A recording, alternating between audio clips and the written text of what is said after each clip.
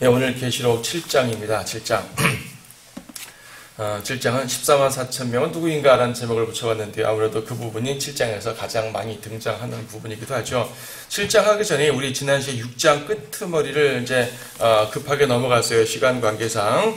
6장 끝에가 뭐였냐면은 6장 끝이 그러니까 6번째 봉인 말입니다. 12절부터 등장하는 6번째 봉인에 보게 되면 큰 지진이 나고 해가 머리털로 짠 천처럼 검어지고 다른 피처럼 되어버렸다고 그러고요. 그리고 하늘의 별들이 마치 무화과 나무가 강한 바람에 흔들려 설익은 무화과가 떨어지듯이 땅에 떨어진다. 그러니까 막 뚝뚝 떨어진다는 얘기예요. 그러니까 하늘의 모든 현상들이 막 뒤틀어 버리는 거죠. 이건 마태복음 24장에서도 주님께서 종말 설교 때 하셨던 말씀과도 같습니다. 하늘의 두루마리처럼 말려서 쓸려간대요. 이것을 흡사 천인왕국 끝난 다음에 하늘과 땅에 다 불로 소멸하고 이걸 말하는 거 아닌가? 이렇게 볼 필요는 없어요. 천인왕국 끝에 하늘과 땅이 다 소멸되어 버리고 새로운 창조가 되겠지만 여기서 말하는 것은 재림 때의 상황을 말하는 겁니다. 그럼 재림 때도 하늘 자체가 없어진단 말인가? 그 말은 아니고요. 하늘의 현상들이 막 뒤틀려 보이니까 그렇게 보이는 것이죠. 모든 산과 섬도 제자리에서 옮겨진다 그러죠. 산들이 옮겨지고 파괴되고 얼마나 엄청난 지진이 나면 그렇게 되겠어요. 그러니까 그런 상황에서 지금 15, 16절 보니까 많은 사람들이 주님을 거절하고 살았던 수많은 사람들이 부유한 사람이나 가난한 사람들이나 할 것 없이 오히려 바위야 내 위에 떨어져라 라고 말하는 거예요. 그러므로써 하나님의 진노의 얼굴을 보지 않게 하라 라는 말하는 거죠. 하나님의 진노의 얼굴을 보는 게 너무나 두려우니까. 그러니까 재림 장면입니다. 지금 6째 인을 떼실 때 재림 장면에 등장해요. 그러면 7째 인은 뭡니까? 그러니까 순서대로 다 볼 필요 없다는 얘기입니다. 지금 우리가 지난 시간에 본 것처럼 6장에 나와 있는 봉인들, 어린 양께서 떼시는 봉인들은 대환란 때 펼쳐질 일들을 전반적으로 보여주는 내용들이에요. 전반적으로 보여주는 내용들이고, 물론 큰 틀에서는 순서대로 이어지긴 하겠지만, 지금 6번째 봉인 때 재림을 말한다는 말입니다. 7번째 봉인은 8장에 등장하는데요. 7번째 봉인에 대해서는 특별한 언급이 없어요. 오히려 휴지기처럼 보이는 상황입니다. 대환란 때 다양한 일이 벌어질 것이다. 개괄적으로 설명을 했어요. 그리고 재림에 대한 언급을 했고, 7장은 뭐냐면은 7장은 7번째 봉인이 나와야 될 것 같은데 7장은 7번째 봉인이 나오질 않아요. 7번째 봉인은 8장에 나오고, 그럼 6장과 8장 사이에 나오는 7장은 뭐냐 하면 6번째 봉인 때 재림이 있으니까 재림 때 7장 사건이 있는 것인가? 아니죠. 왜냐하면 7장 사건은 대환란 중에 벌어지는 내용입니다. 14만 4천 명이 지금 인을 받는 장면이 나오고 그들이 임명받는 장면인데 이들은 대환란 중간에 펼쳐져요. 그러니까 7장은 앞에 있는 6번의 봉인 중에 어느 부분쯤이 있겠죠. 이 계시록은 전반적으로 시간 순서대로 지나가긴 하지만 1장부터 22장까지가 완전히 시간 순서로 가는 것은 아니고 한 단락씩 반복해서 보여주면서 강조점을 주는 거예요. 그 중에서 7장은 지금 이제 일종의 삽입장 같은 거죠. 이 삽입장을 말씀하신 이유가 무엇인가? 뭔가 강조할 것이 있으니까 이 부분을 특별하게 띄워서 말씀하셨을 거 아니에요. 그냥 6 봉인 중에서 살짝 말하지 않고 특별히 강조할 게 있으니까 강하게 띄워서 말았습니다. 7장은 뭐냐면 구원받는 두 부류가 나옵니다. 지금 대환란 때 구원받는 두 부류가 나오는데 한 부류는 유대인 부류고요. 또 한 부류는 이방인 부류예요. 대환란 때도 유대인만 구원받는 게 아니라 이방인들도 구원을 받습니다. 대환란 때 구원을 받는 사람들이 생각보다 적지 않습니다. 물론 교회 시대에 구원받는 사람들보다는 훨씬 적겠죠. 대환란 때 구원받을 사람들이 이렇게 많으니까 대환란 때 남는 것도 힘들지 않겠군. 이렇게 생각하면 안 된다는 얘기예요. 대환란 때 구원받는 것은 비교적 생각보다 많다는 얘기지 절대로 많은 게 아닙니다. 지금 유대인도 좀 이따 보겠지만 14만 4천. 14만 4천이 절대로 많은 숫자가 아니잖아요. 절대로 많은 숫자가 아닙니다. 그렇죠. 그리고 뒤에 있는 이방인 구원도 나오지만요. 이때 구원받느니 지금 구원을 받아야 되는 거예요. 지금 구원을 받고 이때 구원받는 것은 너무나 또 방법이 어렵죠. 자, 그런 모습들이 지금 펼쳐지게 됩니다. 자, 보죠. 저 환난 성도라 제가 말씀을 드렸는데 환난 성도라고 우리는 한 번에 편하게 말하지만 사실은 상당히 다양한 부류가 있어요. 환란 성도들도 되게 다양한 부류가 있습니다. 그러니까 환란 때 구원받는 사람들 통째로 환란 성도로 말하는 건데 교재에도 나와 있지만 14만 4천 명도 환란 성도예요. 대표적인 환란 성도죠. 그 뒤에 교재에 있는 거 없으신 분 좀 주세요. 예. 14만 4천 명도 환란 성도고요. 그 다음에 11장에 보면 두 증인이 있어요. 두 증인도 환란 성도예요. 두 증인은 환란 성도를 대표하는 거죠. 이 앞에 자매님 한 장 주시겠어요? 예. 그리고 페트라에 숨는 유대인들이 또 나와요. 페트라에 숨는 유대인들이 나오는데 그것도 12장에 등장하거든요. 그들도 환란 성도가 되겠죠. 그리고 마태복음 25장 보게 되면 현명한 5처녀, 어리석은 5처녀가 나올 텐데 현명한 5처녀도 환란 성도를 대표하는 사람들입니다.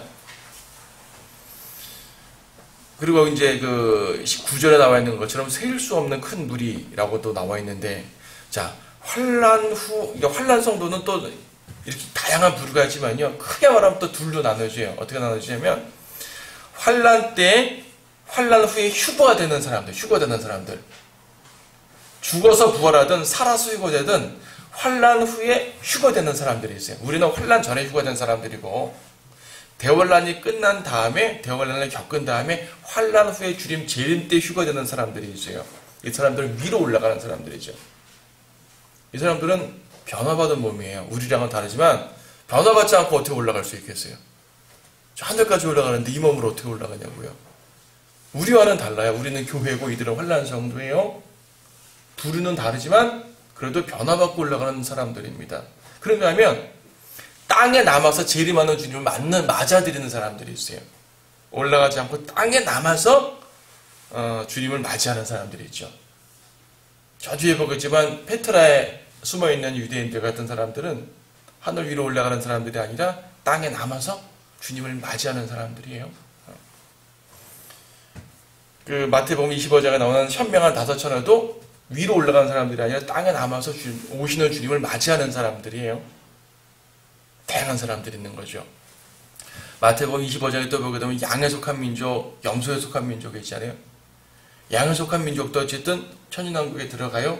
이 사람들을 환란 성도로 말하기는 좀 애매할 수 있지만 어쨌든 이 사람들도 구원을 받는 사람들인데 하늘로 올라가는 것이 아니라 땅에 남아서 주님을 맞이하는 사람들이에요.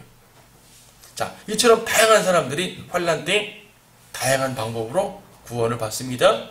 우리가 한 가지만 딱 말할 수가 없어요. 그 중에서 계시록 7장에서는 두 부류를 언급하는데 이 두 부류는 모두 환란 끝에 휴거되는 사람들 중에서 유대인과 이방인을 말하는 거예요.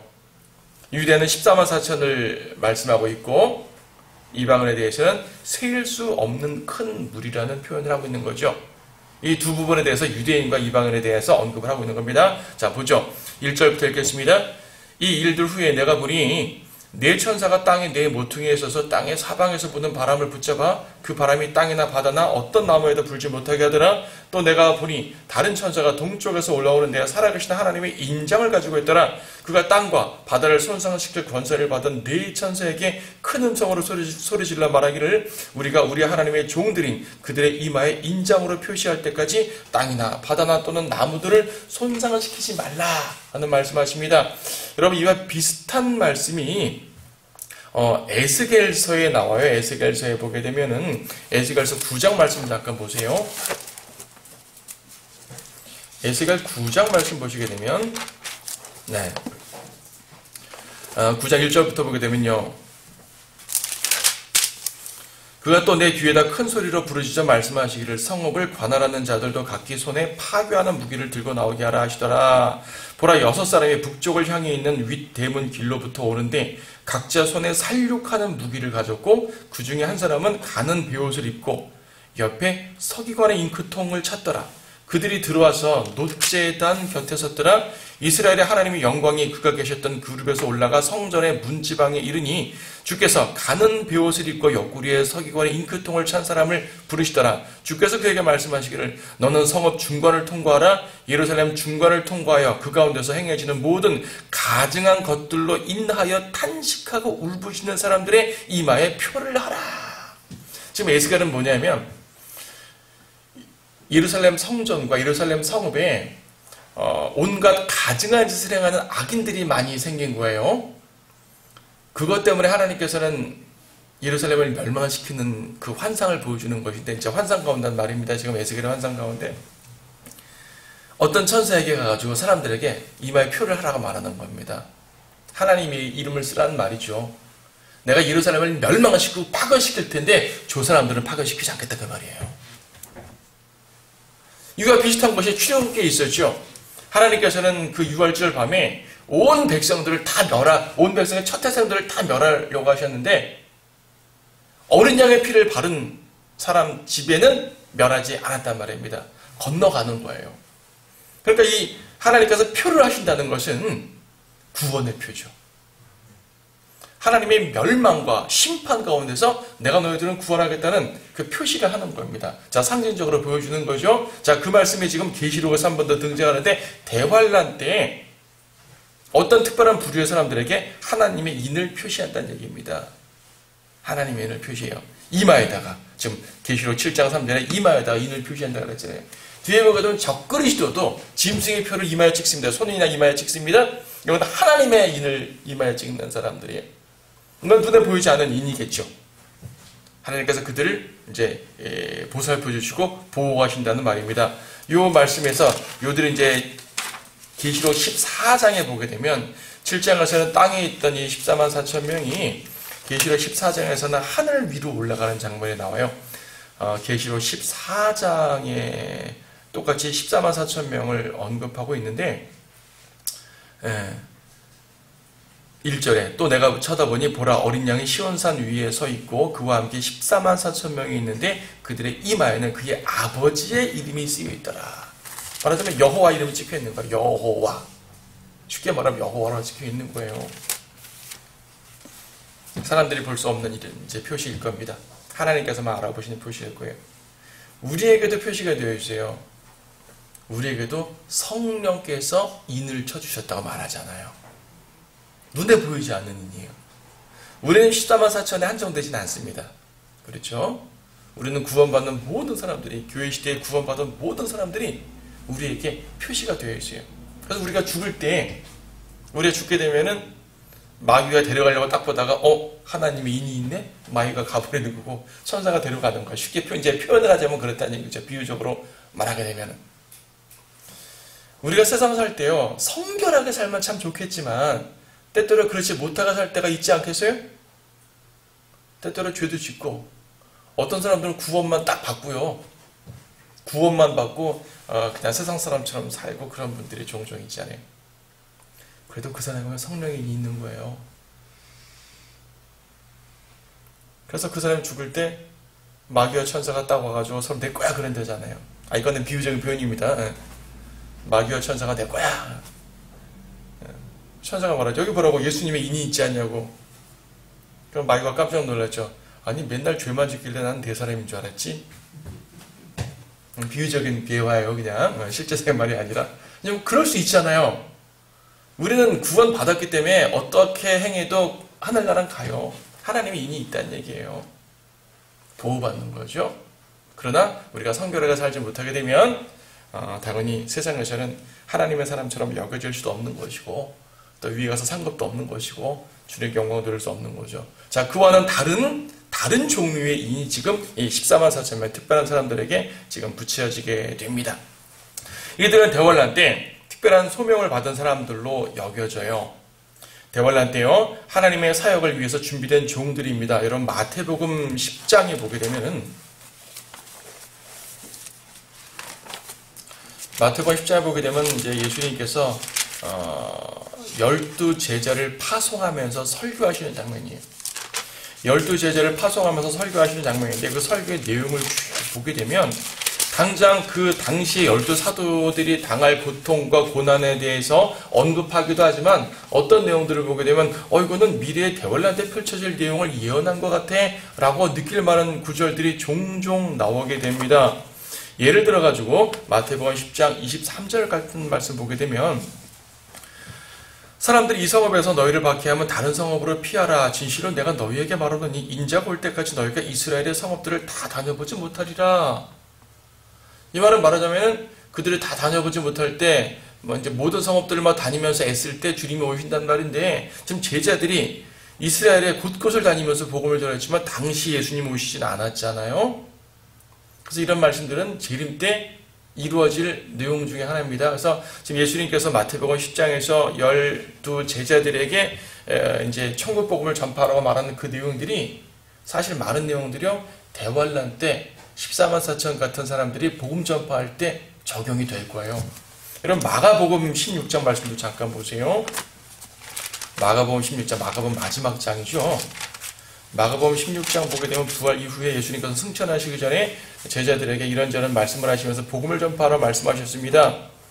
마가복음 16장 15절, 또 주께서 그들에게 말씀하시기를 너희는 온 세상에 가서 모든 피조물들에게 복음을 전파하라. 이 말씀 자체는요, 우리에게 적용될 수가 있어요. 여기서 모든 피조물이라는 얘기는 뭐 산과들, 나무, 뭐 동물 이런 걸 말하는 것이 아니라 사람들을 피조물이라 말하는 거거든요. 여기서는 그러니까 모든 사람들에게 복음을 전하라는 말씀이에요. 이거는 뭐 환난 성도나 교회 성도도 관계없이 동일하게 적용되는 명령입니다. 그런데 이어진 내용들 보게 되면은 좀 특별해요. 특히 17절에 믿는 자들에게는 이러한 표적들이 따르리니 즉 내 이름으로 그들이 마귀들을 쫓아내고 또 새 방언들을 말하리라. 이 말 가지고 오늘날 은사주의자들이 막 이제 흉내를 내죠. 근데 그 다음 보게 되면 그들은 뱀을 집을 것이요 어떤 독을 마실지라도 결코 해를 입지 않을 것이며 병자에게 안수하면 그들이 회복되리라. 다른 건 그렇다 치더라도 뱀을 짚고 어떤 독을 마셔도 해를 입지 않고, 이거는 의도적으로 독을 마셔도 괜찮단 말이 아니라 이들을 살해하고 죽이고 박해하려고 많은 이렇게 이 고통을 줘도 주님께서 보호하신다는 말입니다. 실제적으로 사도행전 27장에서 사도 바울이 어떤 뱀에 물렸는데, 독사에 물렸는데 멀쩡한 적도 있었죠. 그런 일들이 초대 사도들에게 조금씩 일어나긴 했지만 이런 일들은 대환란 때 14만 4천 같이 환난 성도들에게 주어지는 특별한 표적들이 천국 복음을 전파할 때 주님께서 보호해 주십니다. 이들은 나중에는 죽을지 모르지만 그들의 사명을 다하는 그 기간 동안에는 보호를 받아요. 자, 11장에서 다시 볼 거예요. 11장에 두 증인이 나오는데 비슷한 부류입니다. 비슷한 개념이 등장하는데 그런 사람들도 그들의 증거를 행함에 있어서 엄청난 능력을 행하게 되고 하나님의 보호를 받게 됩니다. 하지만 나중에는 그들을 소명에 다하게 되면 죽게 되고 부활하게 되고 올라가게 되는 거예요. 이런 사람들을 환난 후 휴거라고 말하는 거예요. 그러니까 성경에는 환난 후에 휴거되는 장면이 종종 나와요. 마태복음 24장을 주도 재림 때 휴거되는 장면이 나오고 요한계시록 등등에서는 환난 후에 휴거되는 내용이 많이 나옵니다. 이런 걸 오해해가지고 많은 교회들에서 우리가 환난을 통과한 다음에 휴거된다라고 오해를 착각을 하는 겁니다. 그래서 환난을 통과하려면은 믿음이 신실해야 되니까 이제 예수님 잘 믿으라고 막 이제 강요를 하는 것이죠. 예수님을 잘 믿기 위해 노력하는 예수님을 잘 믿는 건 당연히 좋은 일이로되 우리가 신실하게 행한다고 대환란을 통과하는 건 아닙니다. 여러분, 대환란이라는 것은요, 우리가 지금 그래 나는 순교할 자세를 갖고 하겠다 라는 각오를 할지 모르겠지만 그럼 그때 가봐야 합니다. 짐승계표 안 받으면 죽인다, 짐승계표 안 받으면 경제활동 못한다, 이런 말들이 말로 할 수 있는 상황이 아닙니다. 엄청 심각한 상황이거든요. 못 견뎌요. 견디는 사람이 한두 명 있을까요? 예, 조금 있겠죠. 있으니까 구원받으니까. 지금 아무리 내가 믿음이 좋다고 하더라도 그때 견딜 수 있을까? 글쎄, 자신할 수가 없습니다. 그럼 그때 견디지 못하고 짐승을 받으면 지옥 같잖아요. 그럼 구원의 영원한 보장이 없는 거죠. 난 지금 구원받았다고 자신하지만 그때 짐승을 받으면 지옥 갈 텐데, 그럼 뭐예요? 지금은 구원의 영원한 보장 먹고 그때 가서는 구원의 영원한 보장이 없어지고 말이 안 되잖아요. 그렇죠?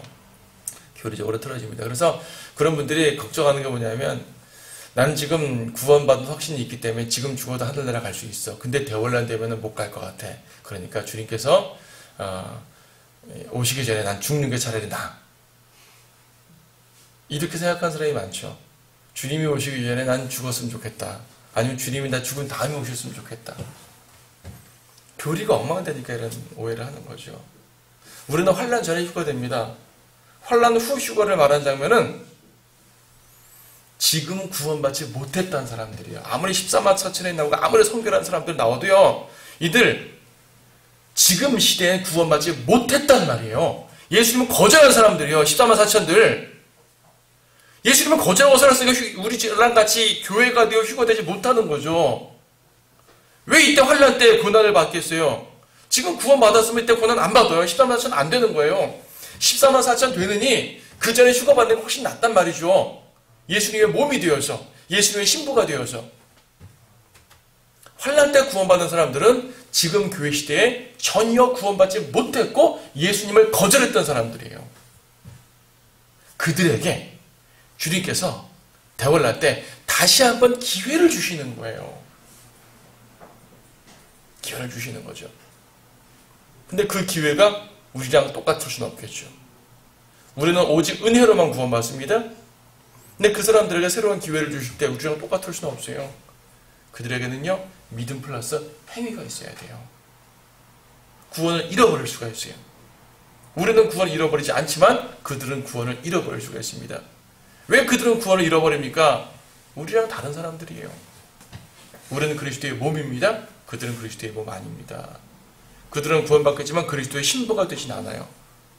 하나님의 백성이 될 뿐이에요, 그냥. 그러나 하나님의 백성이 되는 것만 해도 엄청나죠. 그들에게는 감사할 만한 일이죠. 자, 14만 4천이 나옵니다. 4절부터 보게 되면 또 내가 인장으로 표시를 받은 자들의 숫자를 들었는데 이스라엘 자손의 모든 지파에서 14만 4천 명이 인장 표시를 받았더라. 유다 지파에서 1만 2천 명이 인장으로 표시를 받았고 루벤 지파에서 1만 2천 명이 인장으로 표시를 받았고 갓 지파에서 1만 2천 명이 인장으로 표시를 받았고 아셀 지파에서 1만 2천 명이 인장으로 표시를 받았고 납탈리 지파에서 1만 2천 명이 인장으로 표시를 받았고 므낫세 지파에서 1만 2천 명이 인장으로 표시를 받았고 시몬 지파에서 1만 2천 명이 인장으로 표시를 받았고 레위 지파에서 1만 2천 명이 인장으로 표시를 받았고 이사칼 지파에서 1만 2천 명이 인장으로 표시를 받았고 스불론 지파에서 1만 2천 명이 인장으로 표시를 받았고 요셉 지파에서 1만 2천 명이 인정으로 표시를 받았고 베냐민 지파에서 1만 2천 명이 인정으로 표시를 받았더라. 자, 12지파에 대해서 똑같은 묘사를 쭉 하고 있죠. 12지파에서 1만 2천 명씩 곱하면은 14만 4천 명이 되는 겁니다. 유대인들 대표적인 환난 성도의 모습입니다. 여기서 이 14만 4천에 대해서 많은 사람들이 이제 오해를 하죠. 대표적으로 일반 교회들에서 이제 무천년주의자들입니다. 무천년주의자들은 이 사람들을 영적 이스라엘이라고 표현합니다. 영적 이스라엘은 그냥 교회다 이거죠. 우리를 말한다 이겁니다. 말씀드렸죠. 무천년주의에서는 대환란이란 기간 자체를 인정하지 않습니다. 대환란 자체를 인정하지 않아요. 지금이 대환란이에요. 그들이 볼 때는. 무천년주의에서는 지금이 대환란이고 지금이 왕국시대예요. 설명드렸죠. 지난번에 한번. 어떻게 그럴 수가 있냐면 그리스도인들이 항상 고난받으니까 대환란이고 예수님께서 우리를 다스리시니까 왕국시대인 거고 이렇게 섞여서 말합니다. 그래서 이 14만 4천은 일종의 상징적인 표현일 뿐이고 우리 그리스도인들을 말한다. 성령께서 우리를 인쳐주셨지 않냐. 그인이 이인이다 라고 말하는 거죠. 그런데 그렇게 말하기엔 묘사가 너무나 자세하지 않아요? 영적 이스라엘이고 구원받은 성도들이다 라고 표현을 하려면 그냥 14만 4천이 구원받는다라고만 표현할 수 있겠지만 각 지파 이름을 하나하나 대면서 말했습니다. 만약 우리가 영적 이스라엘 14만 4천이라면 영적 유다는 누구고 영적 루벤은 누구고 영적 갓은 누구고 영적 아설은 누구냐는 얘기예요. 여러분들은 구원받은 백성들이고 14만 4천에 속해 있다면 여러분 중에서 유다는 누구, 갓은 누구고 아설은 누구고 납달리는 누구겠어요? 설명할 수가 없죠. 성경을 상징적으로 풀어도 유분수지 이렇게 구체적으로 말씀하시는 것을 상징적으로 뭉뚱그려 버리게 되면 성경을 안 믿겠다는 거예요. 그럼 안 되죠. 이건 문자적인 14만 4천이 많습니다. 신천지에서 이 신천지에서는 이 12지파를 구약 12지파로 표현하지 않고 12사도들의 이름을 붙이더라고요. 여러분 신천지에서 우리 그 우편함에 보게 되면 매주 월요일인가 화요일만 되면 항상 똑같은 편지가 와요. 신천지에서 요한지파래요. 요한지파라고 해가지고 우리한테 매주 인쇄물을 보내는데 그 보낸 주소가 있으면은 그냥 뭐라도 써보내겠는데 보낸 주소 없이 보내니까 아마 할 수가 없죠. 그대로 찢어버리곤 하는데 요한지파래요. 요한지파 자기들이. 어떤 사람들은 베드로 지파, 어떤 사람들은 요한 지파, 어떤 사람들은 이렇게 야고보 지파. 그 사람들은 마태복음 19장에 보면은 12제자들이 이스라엘 12지파를 재판한다는 표현이 나오기 때문에 12지파를 12사도들의 지파라고 바꿔서 말합니다. 12사도들의 지파라면 여기 12사도 이름이 기록되어 있어야죠. 그럼 구약으로 그대로 12지파 이름 기록되어 있잖아요. 그럼 신천지 지파들 말하는 게 아닙니다. 또 어떤 사람들이 있으면 여호와 증인들 14만 4천 얘기 많이 해요. 요즘에 잘 안 합니다. 왜 말 안 하는 줄 아세요? 여호와 증인 신도가 14만 4천 명이 훨씬 넘었거든요. 여러분, 제가 어릴 때만 해도요, 제가 젊을 때만 해도요, 이렇게 거리에 보게 되면, 전철역 이런 데 보게 되면요, 여호와 증인들이 막 전도하는 거 많았었어요. 여러분 기억하실지 모르겠어요. 여호와 증인들 사람 붙들고 막 전도했었습니다. 요즘에 그런 거 봐요? 거의 안 보죠. 왜 안 하는 줄 아세요? 14만 4천 훨씬 넘었거든요. 자기들 전략을 바꾼 거예요. 예전에는 14만 4천을 채우려고 그렇게 노력을 했는데 훨씬 넘었어요. 그러니까 그 사람들이 말할 때는 옛날에 여호와 증인, 성경시대 여호와 증인들은 다 하늘에 올라가 있고 지금 여호와 증인들은 14만 4천에 채워져가지고 그들이 땅에서 왕국에 살 텐데 이미 넘었으니까 그들 교리에 혼선이 생겨버린 거죠. 이 14만 4천이 누구인가? 유대인이에요. 지파 이름을 다 댔잖아요. 지파 이름을 하나하나 댔다는 얘기는 구체적으로 유대인이라는 말을 명시하는 겁니다. 왜 이걸 유대인으로 안 보죠? 자, 사람들이 유대인으로 안 보는 이유가 뭐냐면 역사적으로 말해서 구약에 바빌론 포로 있었죠. 바빌론 포로 전에 남북왕국 갈라졌죠, 여러분? 여러분 아시죠? 구약 역사 기억해보세요. 남북왕국 갈라졌습니다. 북왕국에 10지파이고 남왕국에 유다와 베냐민이 있었어요. 아시죠? 지금 다 찾아볼 수 없습니다. 북왕국 10지파는 아시리아에게 사로잡혀갔어요. 그들이 돌아왔다 말 없어요. 남왕국 유다 왕국은 바빌론 사로잡혀갔어요. 그들은 돌아왔잖아요. 70년 후에. 그렇죠? 북왕국 사람들은 부분적으로 유다 사람들과 섞여서 약간씩은 돌아왔지만 북왕국 10지파 자체가 돌아온 적은 역사적으로 없어요. 그래서 남왕국 유다는 돌아왔단 말입니다. 그래서 구약시대에는 이스라엘이라는 말을 쓰지만 신약시대에는 이스라엘이라는 말도 써도 유대인이라는 말을 쓰잖아요. 유대인이라는 말이 유다지파 사람이라는 말이에요. 유대인이라는 말은 북왕국 이스라엘 사람이 아니라 남왕국 유다 사람이라는 말이에요, 원래. 그러니까 지금 유대인들은 그 유다지파의 후손들이지 북왕국 10지파 후손들이 아니라는 거죠. 그들이 북왕국 10지파 후손들이 남아있다는 증거가 지금 역사적으로 증명이 안 되니까 또 그 2000년 동안 얼마나 많은 피가 섞였겠어요.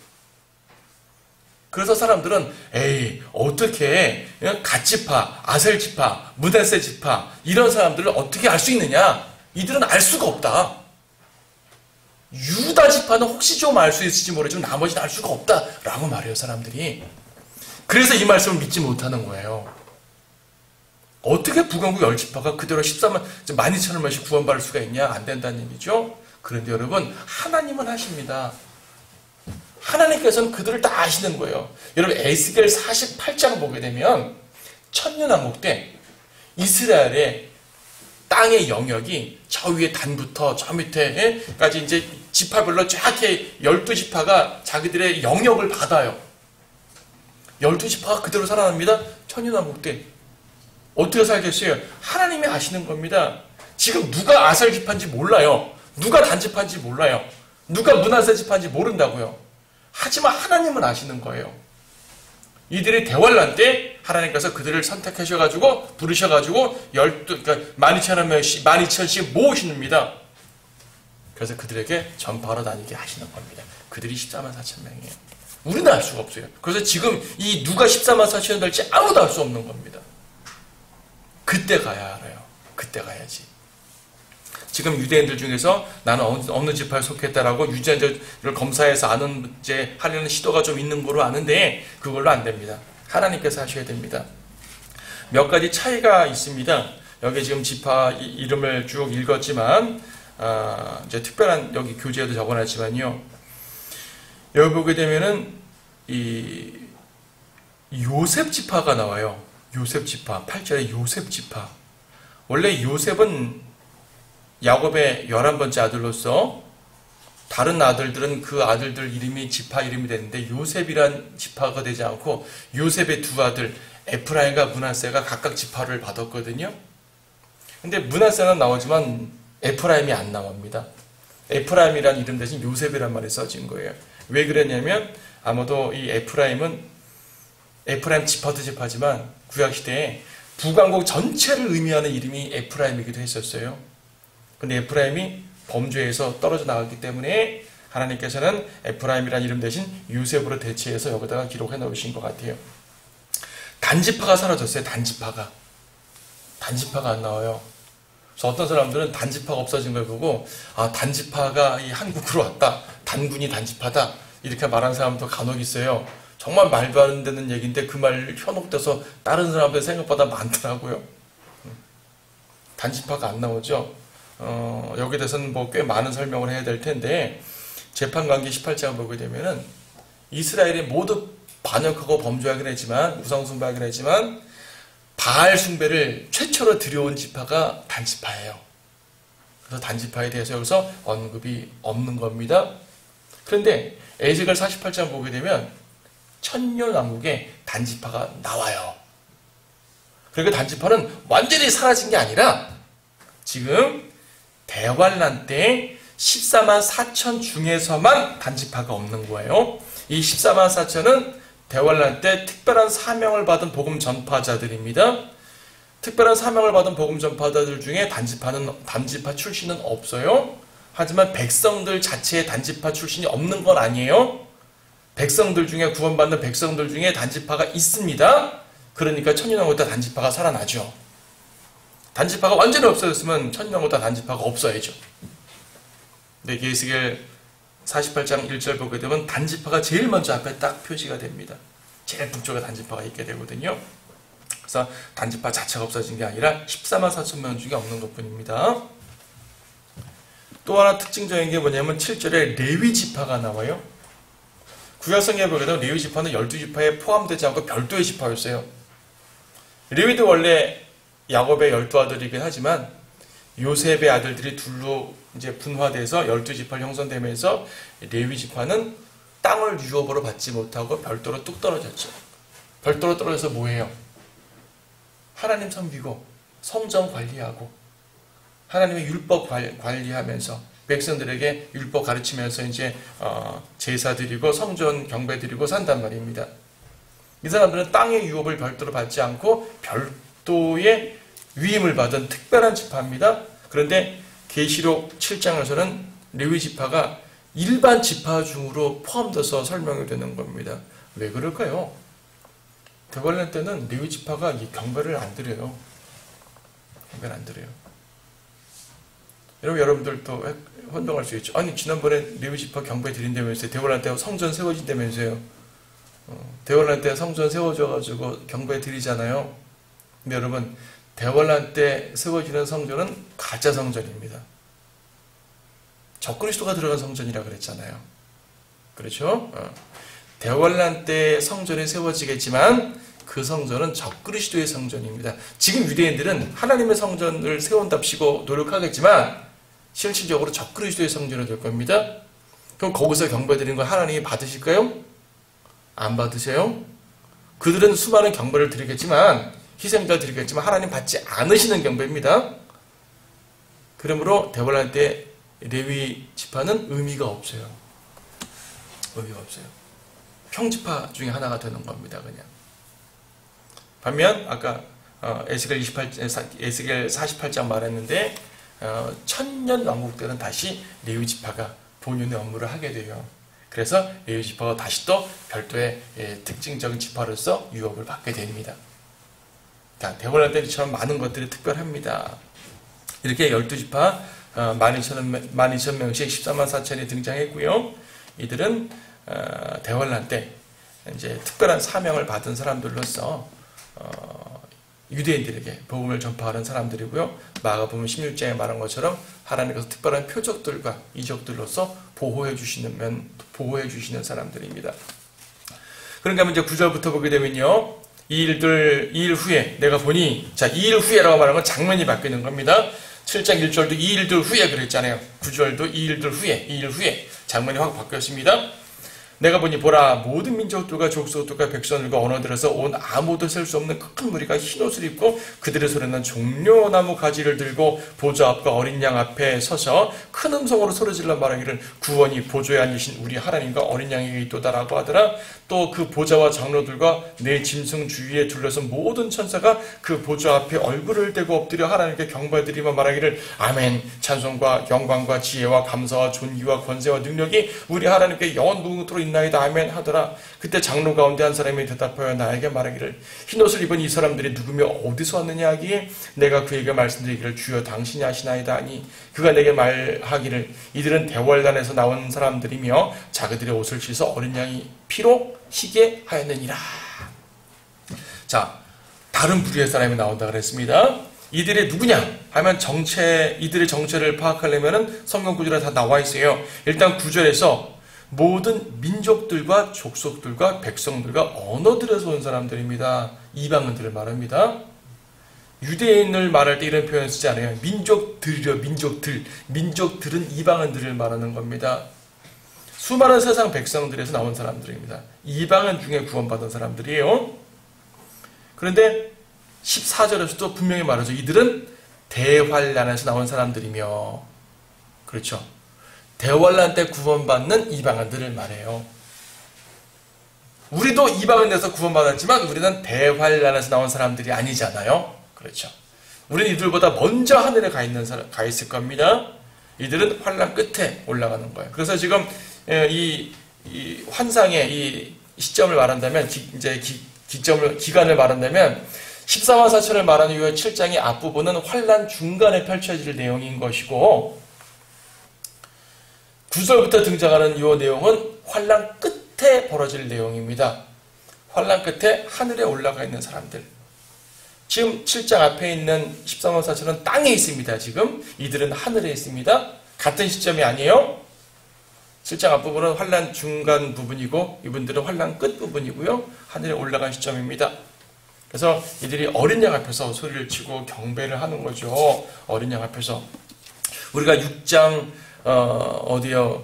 그 10절, 9절, 10절 보게 되면 다섯째 봉인 때에 제단 아래에서 죽은 혼들이 소리 지르는 걸 봤습니다. 이건 땅의 제단이라고 그랬어요.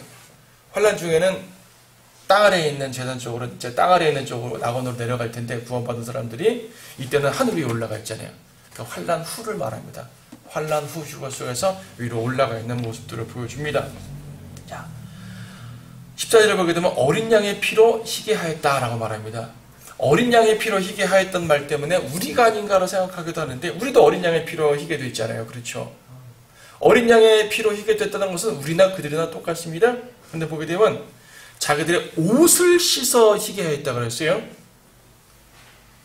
우리는 우리 자체가 어린 양의 피로 씻은 사람들이고 이들은 자기들의 옷을 씻은 사람들이에요. 약간 개념이 다르죠? 옷이란 말은요, 행위를 말합니다. 행실들. 근데 우리도요, 옷을 어린 양의 피로 씻는 거예요. 우리도 안 씻는 건 아닙니다. 우리 행실들. 그리스도의 피가 아니고선 씻을 수가 있는 것이 없어요. 그렇죠?